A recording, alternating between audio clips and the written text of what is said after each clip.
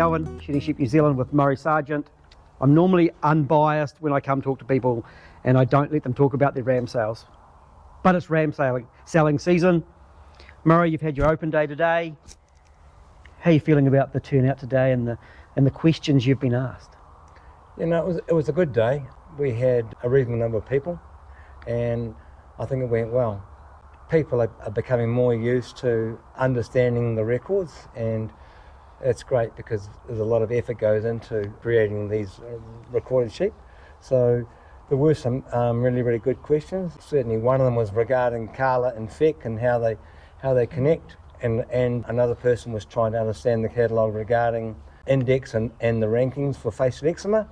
So I took them through that to explain how you would find rams that were highly ranked for facial eczema. So overall, good weather, a good day. Yes, and we're looking forward to our sale on November the 15th. And yes, we'll have some nice food for people. Yep. I'm going to go over the catalogue a little. We're going to go across the numbers really quickly. Okay. But we'll do that in a moment. 90 odd rams for sale. Yep. And different. You've done your catalogue a bit different. You've got the possibility of 3 stud rams. Yep. Though one of them you still really like. You haven't decided on him yet, have you? No. Well, you know, each year we look to try and sell some of our stud rams so we can replace them with new ones. And it's not so much people may think that, oh, well, they must have a major fault. It's not that. It just gives people the opportunity to buy top quality rams. We can get the money back and we can reinvest in some new sires, and we'll keep new rams. Yep, absolutely. We like to have normally about 6 rams. So each year we would normally offer for sale 3 4-2s. Yep. I like all 3 of them. Classy, front paddock ram, that little, I gotta stop saying little. I'm not allowed to say little because they're just littler than others, but the pure Wiltshire, he's a really classy ram. Yep. The Texel, he's just a massive muscle. Yep.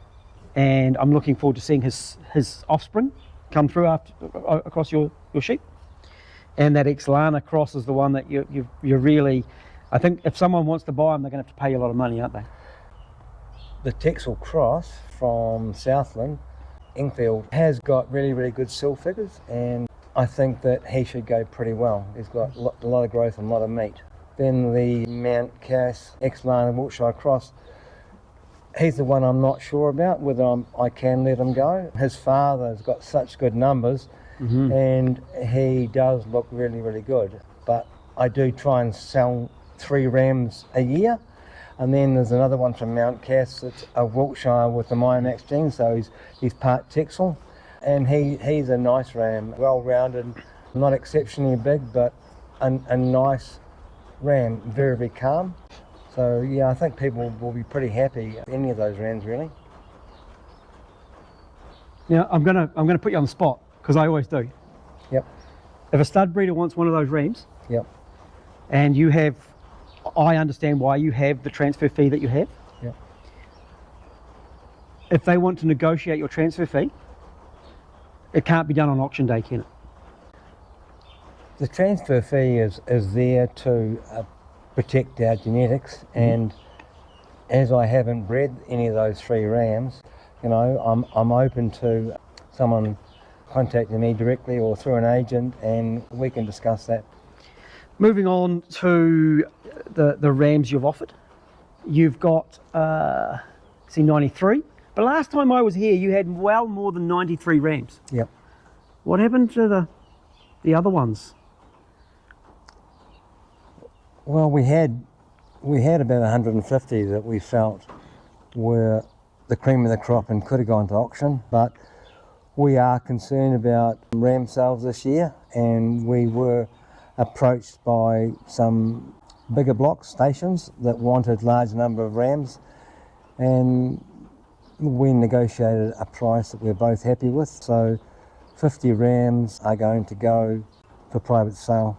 That leaves the top cut of approximately 90 that will be here at the sale at auction. So this is the cream of the crop. Yep. Oh, I certainly see an auction of 150 rams is too much for a day. That's way too much. And you know, you got to the end of the 90 odd auction rams, and the other ones were just too good to cull. Some of them, you know, there was still a bit of a tidy up. You know, you still get your injuries and bits and pieces, but the others were just way too good to cull, really, weren't they? Well, buyers are quite selective on what they want to buy, and often they look at rams out of ewe hoggets and consider that they aren't of equal merit because they aren't as well grown. So we decided that we would primarily sell the bottom half of the rams out of our ewe hoggets. Yep. So, you know, they were the lower index rams out of the ewe hoggets, but, you know, they still were pretty outstanding sheep. But we just felt that we'd like to get our rams out there, and some of these larger blocks would like our rams, but in a lot of cases they want 30 or 40 or even more. So we decided that we would negotiate a price for a large number. Yep. In the future, we're going to see people being able to put an order in with you well ahead of time, pay a deposit, and say they want to buy 20 or 30 rams. Is that a possibility? I think it is. It is quite difficult to get large numbers through an auction without making it a very long day. You know, we will look forward to private treaty on large numbers, but, you know, it needs to be a willing buyer, willing seller, and setting up a contract whereby we both get protection, where they know they'll get suitable rams, but I know that they'll actually come and buy, because we don't want to get to sale day and find that people have changed their mind. And I think that's a great thing about auction, where the price is dictated by the buyers dictate the auction price, and it certainly gets, it's all up front, it's right there, the rams are there, go forth, that's the ram you're buying. Well, you know, it is a market value, and people would say with private treaty that, you know, the price at times doesn't seem right. So we will need to keep the bulk of the rams going to auction so we can assess their value, and we will keep the top end or the best of our rams coming into auction, and that allows people to have first pick. And that's some of the problems with private treaty, is that people may well miss out on the rams they want, whereas with auction you can come and pick the rams you want. Yeah. Now, I think you've changed the way they're getting sold this year. Past you've had 4 rams in the auction ring at a time, and you take the pick. This year, are you doing just the 2? Well, last year we had 5 rams in a pen, and so it was, you know, the pick, or you could take them all. And we decided, as we had fewer rams, we would put them in primarily groups of 4. In some cases that may be a 3, just depends on what we draft them up and what the criteria was. Yes. So if there's a pen of 4, they will have a coloured collar, and they will come out in pairs. And so I think the first 2 colours are green and yellow, and they will come out, and then you can bid on the pick, but you could also take them both. So you've tried to have 2 reasonably even rams in each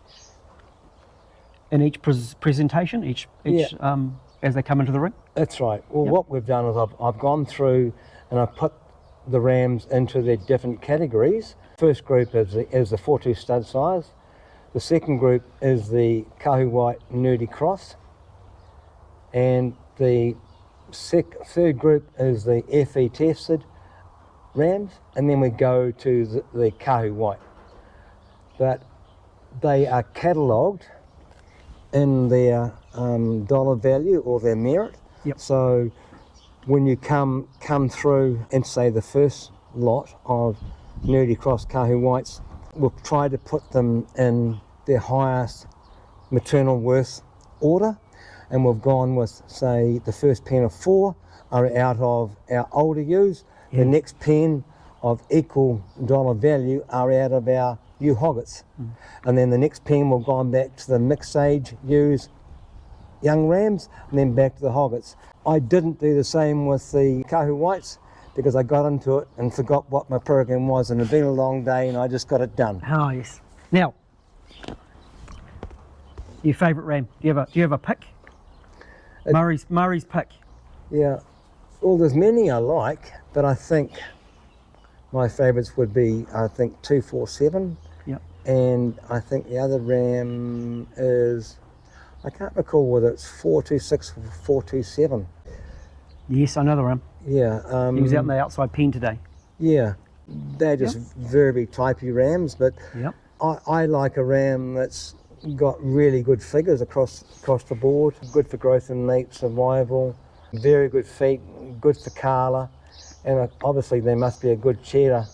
And I like them to be calm in temperament. You know, when we actually get them in the yards and try and hold them, I want them to be calm. But there are many good rams there, but you know, that's how I'm kind of seeing it. My pick, 825.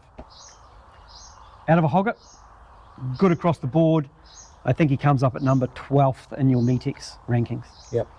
And he's actually much bigger than I was expecting him to be, considering he's a twin out of a hogget. Yep. The other one I do like, I like 414.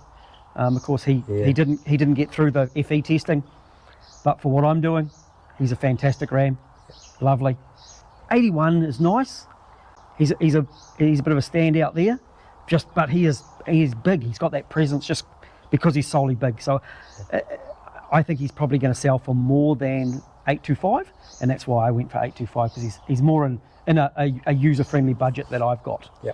So let's have a look at some numbers. Okay. Really quickly to see what they mean. Okay. So here we have the Kaahu Genetics catalogue, 15th of November. Talk about what these numbers mean. Now, a couple of things. As we go through the catalogue, there's a bit of information that I do recommend people read. Stud rams, Murray, have got the indexes attached, of course, so it's actually got the physical, the index numbers for those rams. But in the main one, you've tried to make it a bit easier for the buyers. Tell me what this one here is, the Metex MAT rank.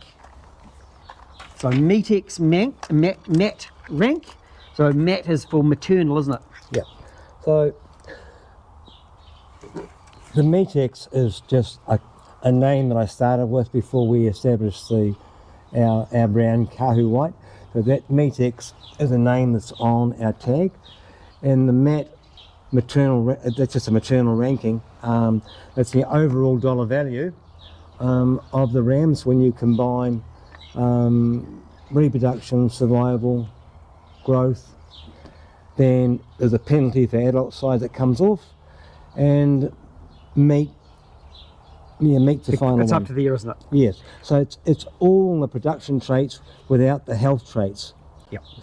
So you add them up, and that gives you a dollar value, and that first ram up is rank number 3.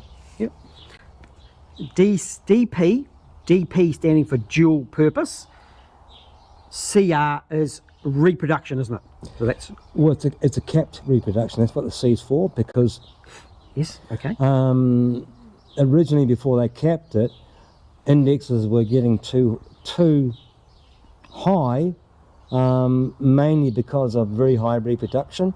So rams are getting a high index, and they really weren't worth that, because in a lot of cases on a commercial farm, those rams would produce a lot of triplets, which caused poor lamb survival. So they capped it to try and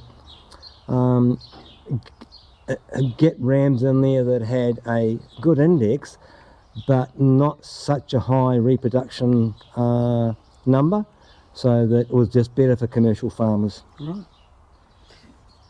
Dual purpose DPS. Yep. That just DP is, you can forget about that. It's just dual purpose. S is for survival, and then you've got DP growth. That's lamb growth. It's taken a measurement of you weigh the lambs at weaning, you weigh them again in the autumn, then you weigh them again when they're approximately not quite a year old. That's normally done around the 1st of August, and all that's added together, and that's your growth for a lamb. DPA, adult size. Now this one, I'm going to point out that it is backwards. So the smallest ram will have a ranking of number 1. Yep. And the biggest ram will have a ranking, in this case, of 90. So A being adult size. Yeah, I mean, it's a prediction as to, you could look at the ram and the ram may not look that small, but Silla's worked out that when you breed that ram, he's likely, if he's ranked number 1, he's likely to have progeny that don't have a large adult size when they're fully grown. M. That's to do with a loin scan. So our lambs are scanned in the autumn, early March, a live weight's taken, and we get a guy in to weigh and scan them, and they assess how much meat is in the loin, and that's considered an overall assessment of that ram's muscularity based on that loin measurement. So yeah, so DPM is, of course, M is for meat. C for Kala. So that's your parasite ranking, isn't it? Yes, it is. So there's a ranking in there, and obviously in this catalogue, so a number 1 is the best ram for Kala.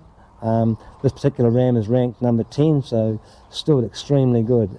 Yeah, it's all about trying to select animals that can resist the burden of worms. So we don't want them getting a high worm burden, but with Kala as opposed to Feck, they will still be high producing animals, where a ram that is very good in Feck may not be a high production animal. DPX, X for eczema.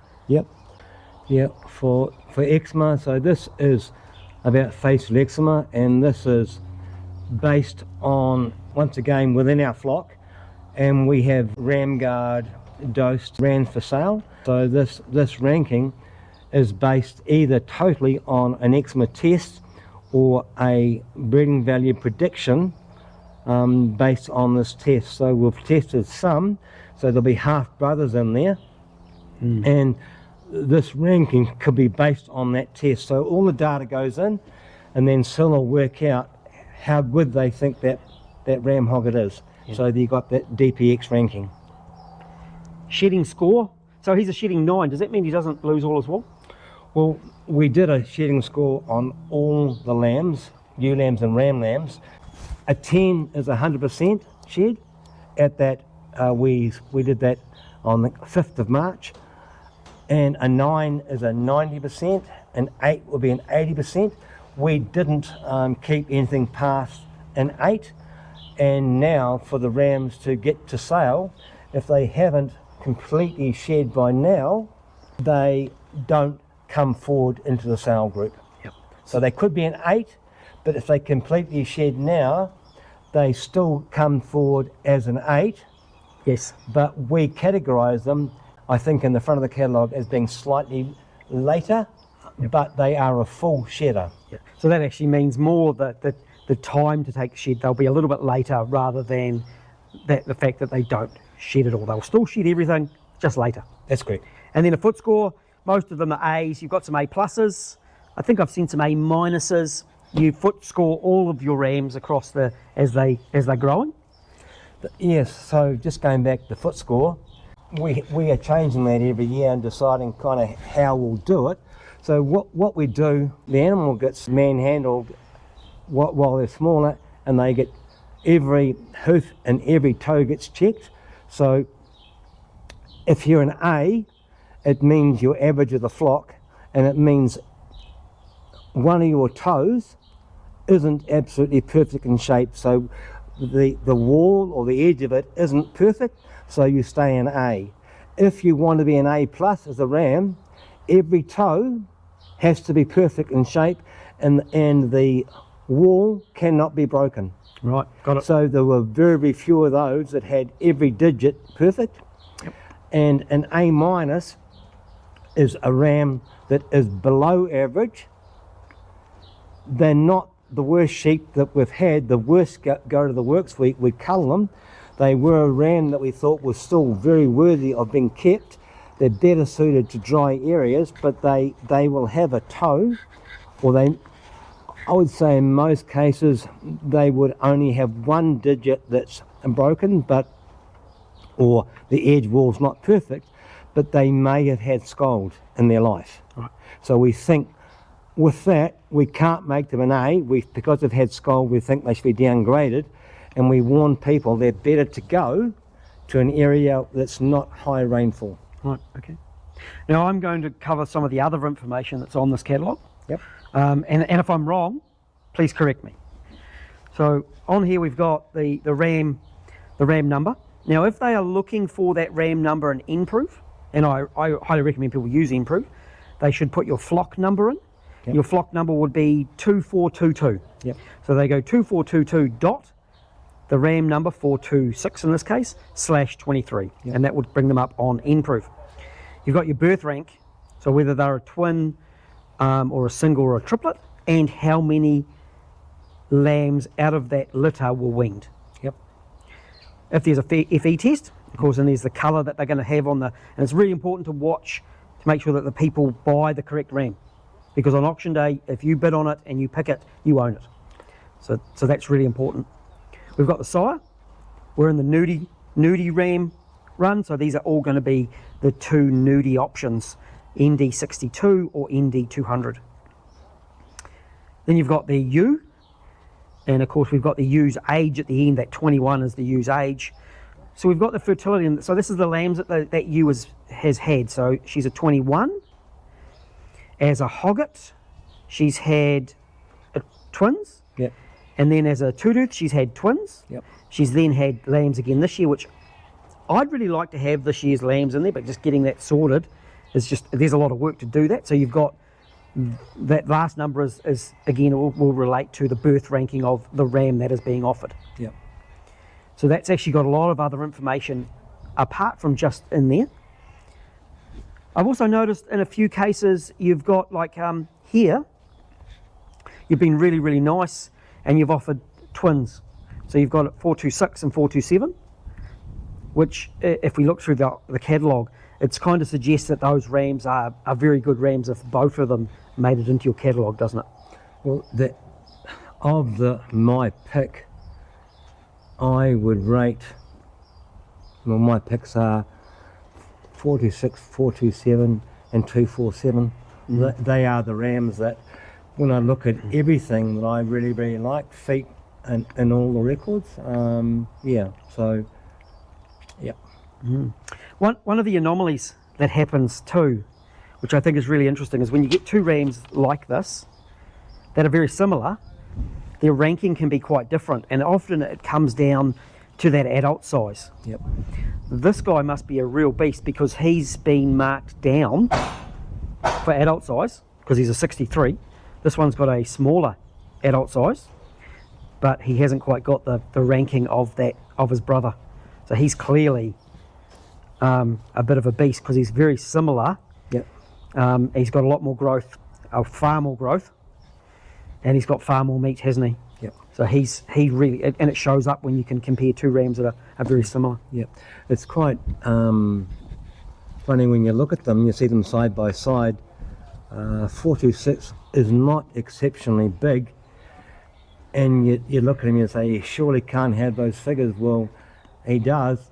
He just had a lot of lamb growth, but he doesn't have a huge adult size. He's sitting kind of in the middle. Yeah, just a bit over. Yeah. Yep. And that's the sort of thing I like. I don't like a ram to be too small. I think that these days we want lambs to have a reasonably high, heavy carcass weight, and I don't think you can achieve that if you've only got a very small adult size.